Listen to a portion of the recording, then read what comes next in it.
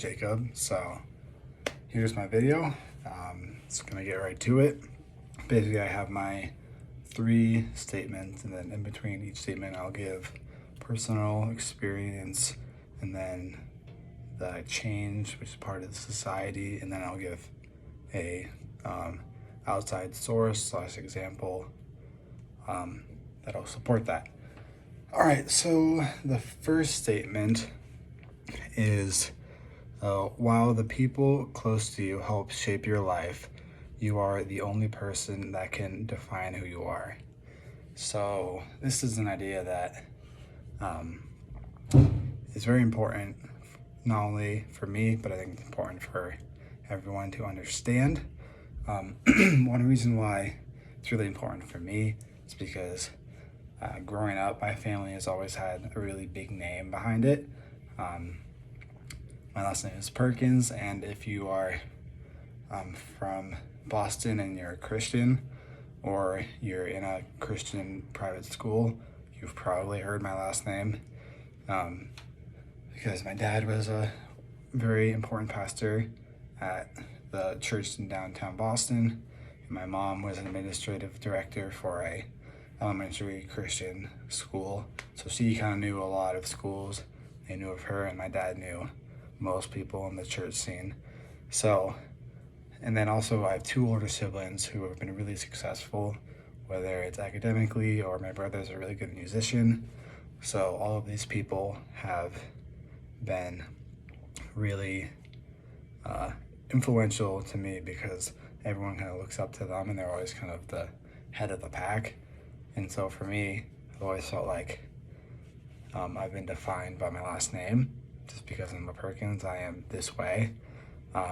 While that is true, I am part of who I am is a Perkins. I'm more than that. I am an athlete. I am a friend. I am so many things that were shaped by my family, but are the way they are because of me. And I see this a lot in society nowadays. It's very, society is very judgmental. Basically, what I mean by this is it usually gets very political, where you are, once someone can identify which side you support, your ideas are immediately, what's the word? They're assumed to be a very specific way that the other person suspects based off of what you believe. Basically, if someone's like, oh, you must be a Democrat, and then immediately once you say Democrat, a whole slew of things are then assumed about you. And same goes for a Republican. It's sometimes a little bit worse for a Republican from what I've seen. I'm not very political, so I don't know too much, but that's what it seems. And then one example source I wanted to talk about was something that I did for the teaching, which is the Coates quote about how he sees all policemen as killers. So I understand that Coates and I have very, very, very different life experiences, but I just can't agree with that because there's so many great policemen and firefighters and all those people, and I understand that it's kind of a safety net for him where he feels safer and it's easier because he's always in danger when there's a policeman around because of who he is racially. But I just find it difficult to assume that all policemen and all firefighters are killers. I mean, they're obviously not, but to say that it just kind of doesn't feel right because kind of basing who you are and who other people are based off of what's around them isn't the best way to go. You can't judge a person based off of everything around. The only way you can really judge a person is by knowing who they are. So the next true statement I have is, you'll never know if you don't try. So this, we talked about this a lot about sports, and that's kind of what relates to me a lot. I've grown up playing soccer and baseball all the time, basketball for the second half of my life. Gotten into many other things. I play football for fun every once in a while. So this statement has always been true for me because trying something new is very important. And as you can see that in society in kind of a different lens. Basically, this past year, a lot of the Black Lives Matter movement, and a lot of people are asking for change, but there's a difference for bringing awareness and asking to actually enacting change. So a large topic is a lot of social media posts where they post a black screen and that's it. I didn't do that because I didn't want to portray a message of, oh, I'm going to say this, but I'm not going to do anything about it, because I know I'm not really the kind of person who's going to do something about it. So I didn't feel comfortable saying something about it, because it's kind of hypocritical to sit back and say, oh, this needs to change, but then not do anything about it. And that's where the statement comes true, where you'll never know if you don't try it. So if you want something to change, you can't just complain about it. You have to actually try to make a difference, because that's really what it's all about. It's all about making an impact, making a difference. But you can't do that if you're just going to complain or just say something about it. You have to really put yourself out there and try to make a change in order to see something happen. And so my support for this comes from an interview that I did with the director of game presentation at the Thunderbirds. So I have an internship there for one of my assignments for a different class. We had to interview a professional, so I interviewed him. And I am also in the sport management major, as you might remember. But so we had to interview him, and something that he said, I asked him, what advice would you give your past self? And what he said is to always take risks, or not always take risks, but don't be afraid to take a risk. And this really hit me because people really care about what other people think about them, which kind of relates back to the first thing about being judged based off of people around you. But you can't be afraid to take a risk and put yourself out there, because you either get shot down, and really, if you get shot down, it depends on the situation, but in a lot of situations you get shot down, it's not the end of the world. You tried, didn't work out, oh well, you go back to the drawing board, or you go back to what you're doing.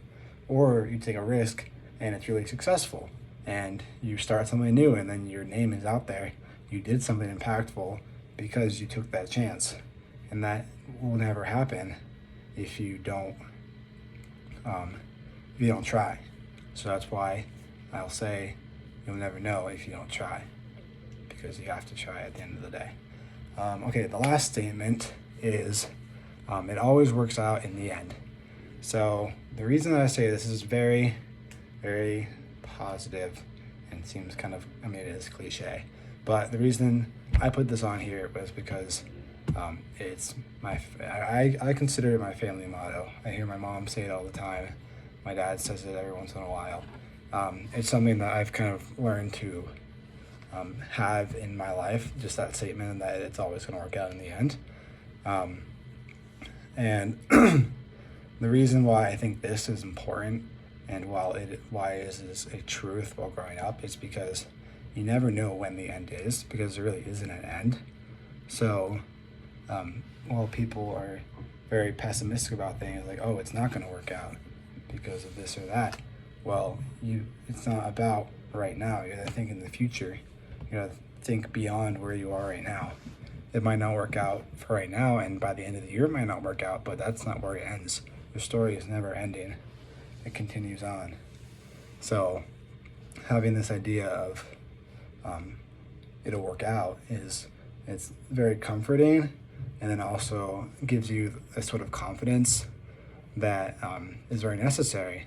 This also relates back to the first one, where if you know it's going to work out, whether it's because you succeeded or whether it's because it'll all be okay whether you failed or not, it'll help you try new things because you know it's going to work out. So a way that this can be seen in society is kind of a flip of it. After COVID, I feel like everyone and everything has been very pessimistic, because COVID happened. People were like, "Oh, we'll be gone for 2 weeks and we'll be back," and then that doesn't happen. And they'll be like, "Oh, by the next school year, everyone will be back." That doesn't happen, and then it's just this repeated cycle. Like, "Oh, vaccines are out, things are looking great," and then there's a new strand, like over and over again. It's people have hope, and then it gets destroyed by COVID. And so I think this is creating a more pessimistic society, which is really harmful. But that's why when I say it always works out in the end, I'm not going to specify what the end is, because it's the past year and a half, 2 years, it hasn't worked out. But that's not the end. We're not at the end yet. We have so much time to live. I remember I researched other diseases like a couple of weeks ago with my friends, and it's like, oh, the Black Plague was like 4 years, and the Spanish flu lasted like 2 years. We're technically not at 2 years yet, so there's still a chance that we get out of this by 2 years. But the Black Plague lasted 4 years, which is a long time, but it ended, and society went on, and now look where we are. I mean, that was a long time ago, so there's definitely a lot of things that needed to happen to get them back to where they were, but it definitely took a while. But it worked out at some point, and that's really the point that I'm trying to get across, is at some point there will be an end to it, and it'll work out at that point. That's really when I feel completed, is when I feel successful, whether it's not because I failed, but because I'm satisfied with where I am. Not completely, because you should never really be satisfied. But yeah, my example for this was all movies. We see in a lot of movies, I don't know how much Marvel you watch. I assume it's a lot, because you seem like you know what you watch, and I bet Marvel might be one of it. It might not be, but basically in most Marvel movies, things get pretty bad pretty quick. And sometimes I like to think about like being in that situation and thinking about how impossible it seems to get out of it. But then you look at the end of the movie and you see, well, it works out. They always get to the end. Somehow they get from this terrible, terrible position, but then end up in a better place. And then another example, which kind of relates to Marvel. This happens in Marvel, but this also happens in Star Wars. There's a Star Wars movie. I hope you've seen all the Star Wars movies, because I'm about to give a huge spoiler. So if not, just skip a little bit, and I'll give you a thumbs up when I'm done this point. Basically, there's a Star Wars movie called Rogue One, that basically in the end of it, all the characters die. However, it's a prequel, so they kind of had to kill everyone off. Basically, even though the end of the story isn't positive, it gives the people hope and kind of leads to all the new movies, or I guess all the old ones. But it's the prequel that leads to all the older movies, which then ends up in a very great spot. And this also happens in Marvel. Another spoiler, but in Marvel, in one of the movies, all the characters, or a lot of the characters die, and that's where the movie ends. And it seems very depressing, and it's like, oh, it's what's gonna happen. This movie ended, and everything's still bad. Then there's another movie where they go back in time and they fix everything. So that's basically the point I'm trying to make, where no matter when the end is, it'll always work out. And this happens in movies mainly because people like to see a good ending, but you see these bad situations become better, and that's something that we can all take in our own lives, where it might get terrible, but there is a time where it'll get better.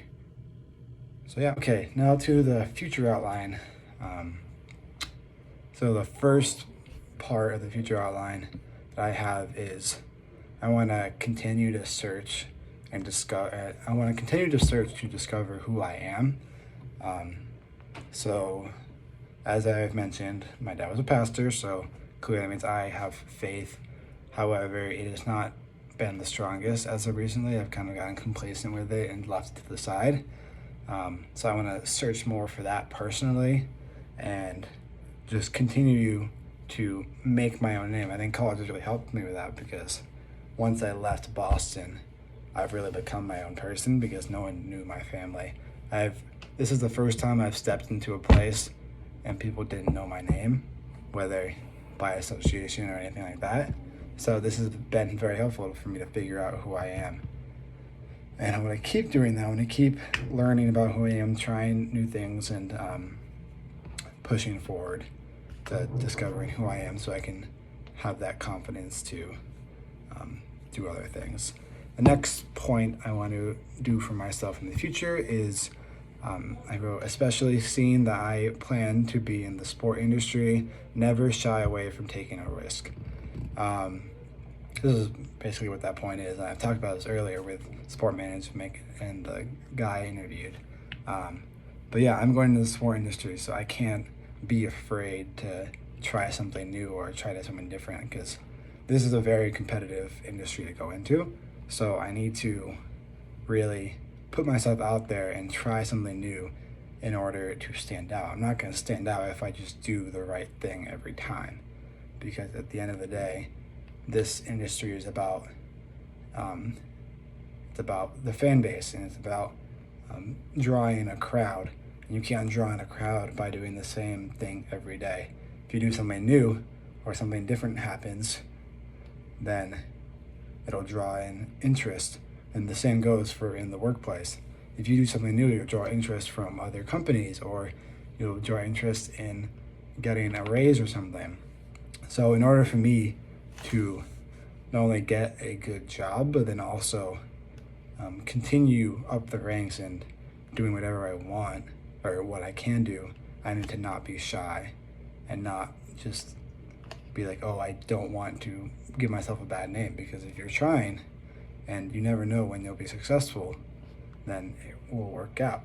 And the last part is to continue to be positive and confident in what I'm doing. This relates to the final truth, but it also relates to the one I just talked about.